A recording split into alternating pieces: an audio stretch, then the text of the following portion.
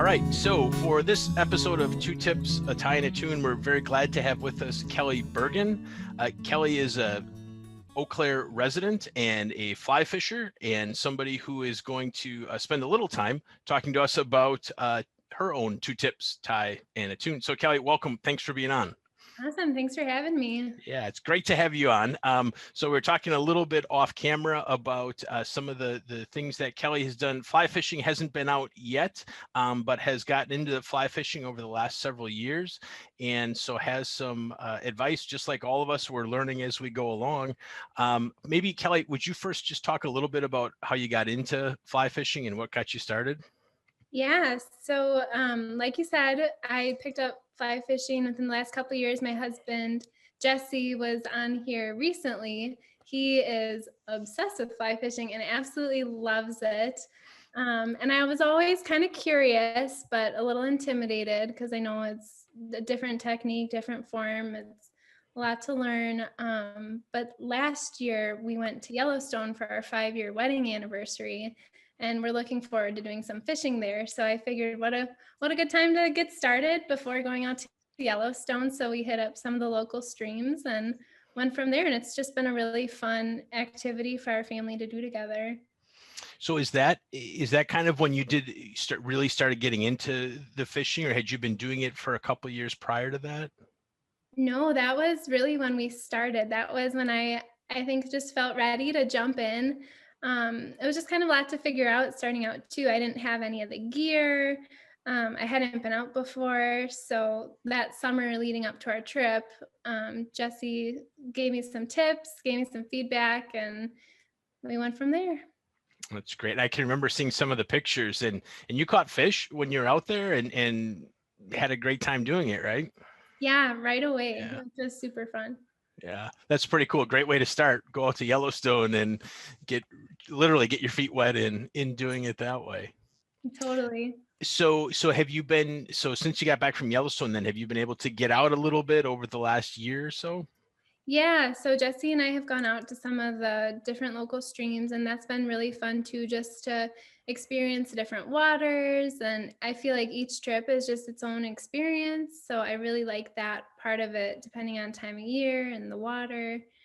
So it's always a That's good great. time. Yeah, it's great. And we're really glad to have you. And part of the whole intent of this is just for, people that are just getting started or have been doing it a long time. We all have steep learning curves. And so to have somebody on who's gotten into it and maybe gotten into it a little more recently in the last year or two. So, you come at it from, having somebody who's been into it for a while, but you're learning and picked up things as you go along. So certainly great to have your insights. And like we were talking about earlier, there's not as many female fly fishers. So we get the dual perspective. So really appreciate you having being on. And why don't we just go ahead and let's just start. So we usually do the two tips, then we'll talk about a tie and then some music. So why don't we start with one of the tips that you have? Okay, sounds good. So I think my first tip, kind of thinking about starting out with fly fishing, is it really helps to have a buddy or mentor who knows what they're doing. I think that's what really made it fun for me, is that Jesse, my husband, showed me the ropes. He helped me get the gear that I needed. We practiced in our backyard casting because I'd never done that before. And I think that really helped me feel more confident once I was on the stream, because there's just a lot going on to kind of get that basic form down and some of the different casts. So that was really nice. And then even just going out together, we would take turns. I would watch Jesse fish. He would explain to me what he was doing.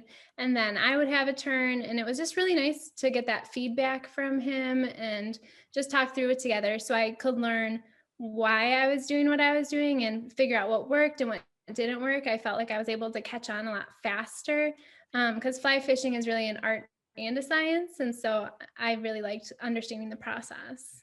Yeah. So even though you could watch YouTube videos and Instagram stuff and all those kinds of things, still having somebody there to bounce ideas and thoughts and things helped. Yeah, absolutely. And it was just nice too, because he could tell me like what cues to look for when you're watching the water, where will the fish be, things that, I could try and trial and error. And that's fun too for some people, but it was just really nice to have that insight. Yeah, that's a great point. That's a great saves a ton of time, and you learn learn a bunch too. So having a buddy for sure, definitely. Yeah. That's a great point. Okay, what's another tip that you have for us? I think another tip that I've learned just from going out the times I have is it really helps to know your water and to Mm, find local resources to help you understand it better. We learned that especially when we went to Yellowstone leading up to our trip. Jesse had read a lot of books. We had a plan. We were really excited. We felt really confident about our strategy going into it. We wanted to catch a lot of fish. And we got there and we got totally skunked the first few hours.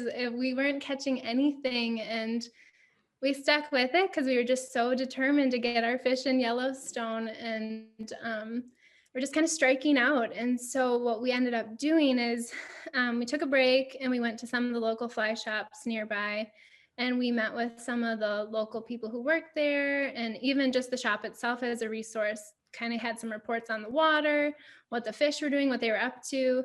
Got some really good advice.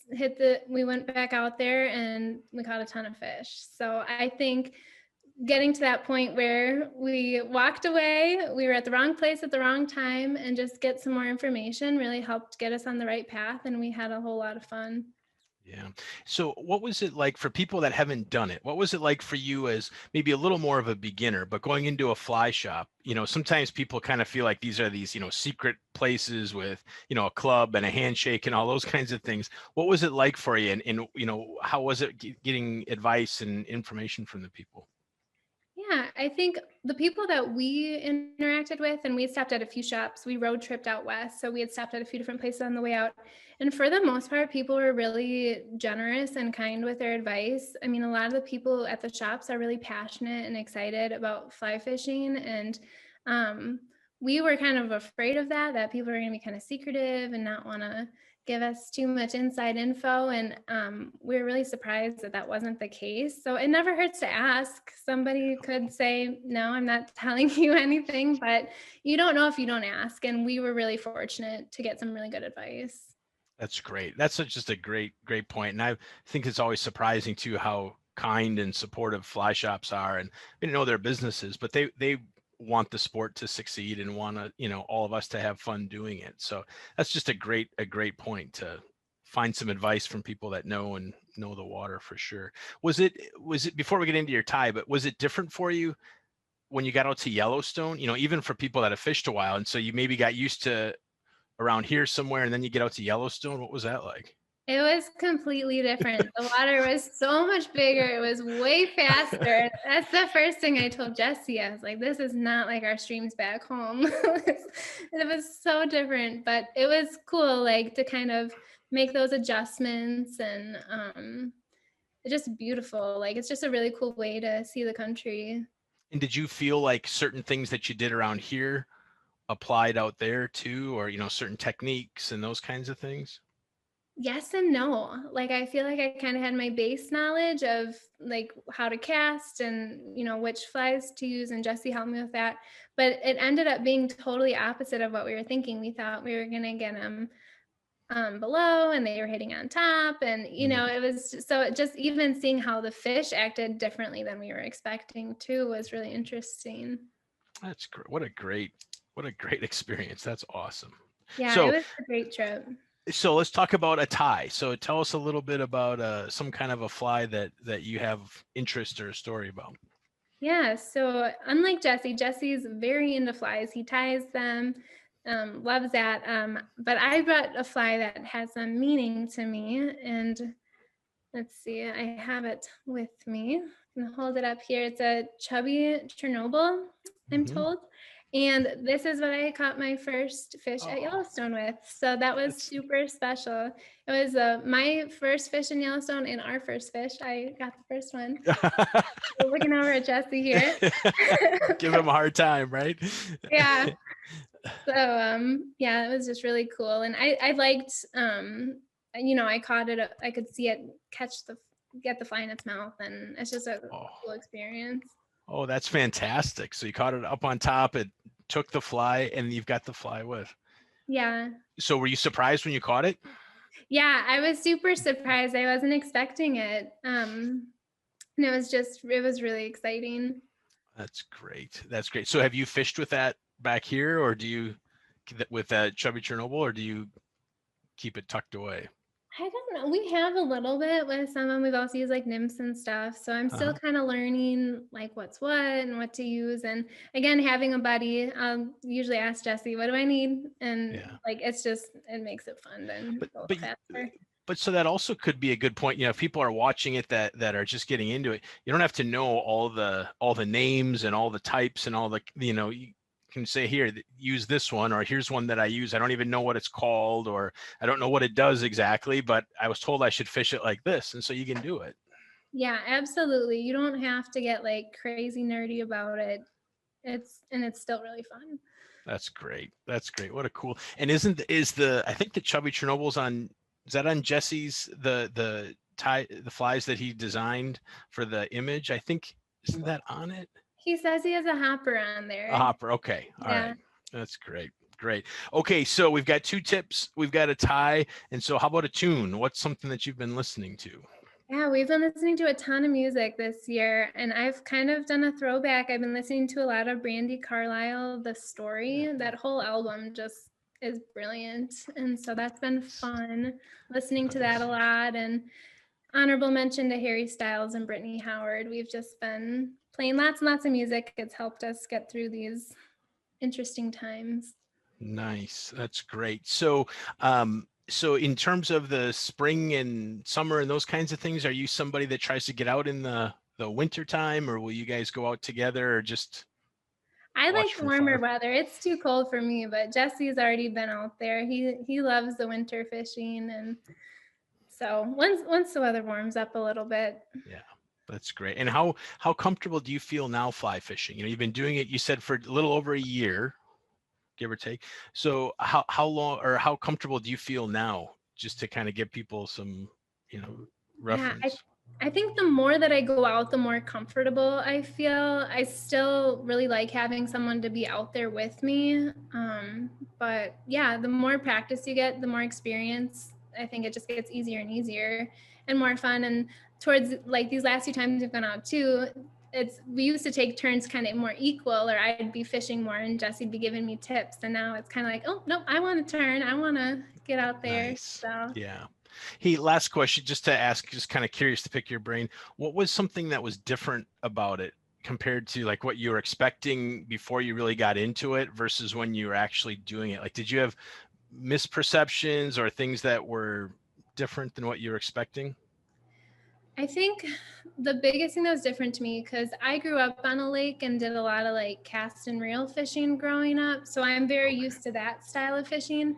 But I think when you're on the stream, there's so much you're coordinating, like you're thinking about like the fish's behavior and what the water's doing and what the wind is doing and what like the shrubbery is like around you. And so it's a lot to coordinate, and I felt really clumsy at first trying to like get my casting down and getting everything quite right. So I think just kind of getting those motor patterns in and knowing what I'm doing really helps. Yeah, that's a good point. It sometimes sounds like people get frustrated too. You think you're going to look like the person on television or the movies, and it's not that elegant. No, it takes practice. And Jesse and I both like to take pictures and videos, so that was actually really fun too. I'm Oh, a speech therapist. I'm always thinking about like how do we learn best, and so like going back and even watching our videos of casting, like I like seeing like, oh, I kind of pulled that back too far. Maybe next time I should do that a little different. Like, and that's after we get home. I don't do that in the moment, but that's good feedback too, like just to kind of know what you're doing. a great point. That's a great point. Yeah, excellent. So 2 tips. So have a buddy, find somebody, and just to make a shameless plug for the chapter, we're glad if people are watching or listening, and if you don't have somebody, you could email any of us on the chapter, and we're glad. Anybody's glad to take you out to cast in a field or cast on the water and fish, because that, you're right, you learn, boy, exponentially more. But so have a buddy, know the water too, great one, or find resources of ways to know the water. Chubby Chernobyl, think about that as a fish. Going to be tough to top the Yellowstone take though on the surface. That'll be a tough one to top. And Brandy Carlisle as someone that you're listening to. So Fantastic. Well, this is great. So Kelly, thanks very much for being on. Certainly appreciate it. And if people are interested at all in picking your brain a little bit more, whether somebody who's just getting into it and wants to pick your brain, or somebody's been, if they happen to reach out for us, it's okay if we put them in touch with you just Oh to, yeah, yeah, absolutely. wonderful. That's great. Well, fantastic. Thank you for being on. We appreciate it. Take care. Yeah, it's nice talking with you. Thank you.